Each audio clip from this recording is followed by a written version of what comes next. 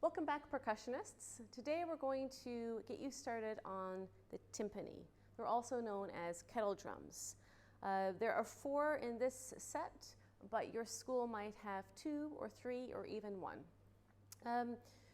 Timpani mallets usually have white felt on them, but they can look a lot of different ways. They can be softer or harder, have less felt, and we can even have mallets that are wooden, and so they're all different kinds of sounds.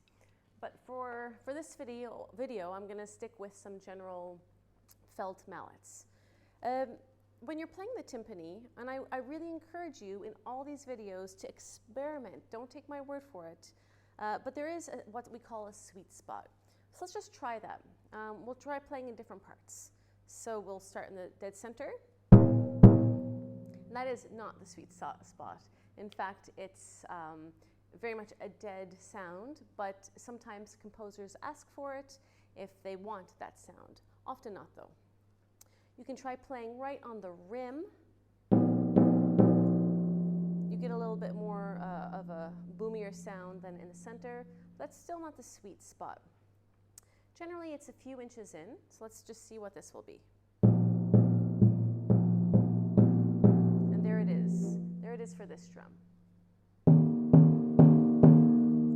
Same thing here. So what I would recommend is that you experiment for yourself on your drum at your school, and then once you've found the sound that you think is the best for the drum, and it's generally around here, try to make sure that your mallets are the same distance from the rim. That'll be very important. You don't want to be playing like this. Again, unless the composer asks for it. Right, so that's the first thing to talk to you about. The second thing I wanted to talk about was that the fact that timpani are in some ways like a mallet instrument. They're pitched. That means there's an actual note, an actual pitch, like C, D, E, F, G, or B flat, that goes with the timpani. And you'll look at your timpani and you'll notice that there are these pedals. And so if I were to move the pedal,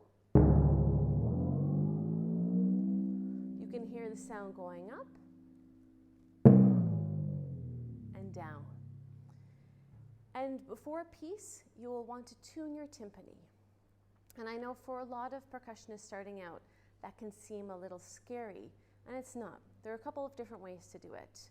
I think in Standard of Excellence, they talk about a tuning fork, and I can't find mine. I don't tune that way anymore. But it's a little fork that usually gives you an A, and then you just change the pitch from there.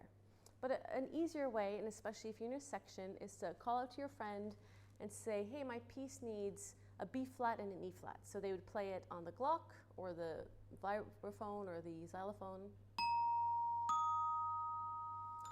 And then you try to match that. And so I actually like to sing into the drum.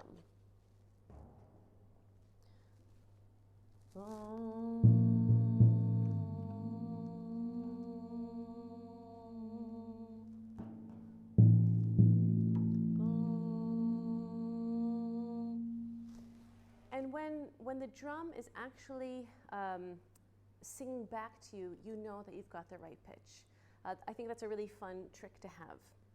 The other thing, if you're just starting out, and you probably are if you're watching this video, is there are these gauges on the side, hopefully on your drum too, and they have the letters that correspond with what pitches this drum or a drum can do. And hopefully an older student or your teacher will have pre-tuned your timpani. And if this is where you're at, that's fine. You can move the pedal. So for example, this is a B flat, and I've already set these gauges for my students, and it's between A flat and B. And so it might take a little bit longer for you to become comfortable with tuning the timpani, with singing to the drum, with hearing, and that's fine. In the meantime, if the gauges have been set properly, then you can start by relying on that and just being aware. All right. I hope this video for getting started has been helpful. There's a lot to do with the timpani, but it's really a wonderful instrument.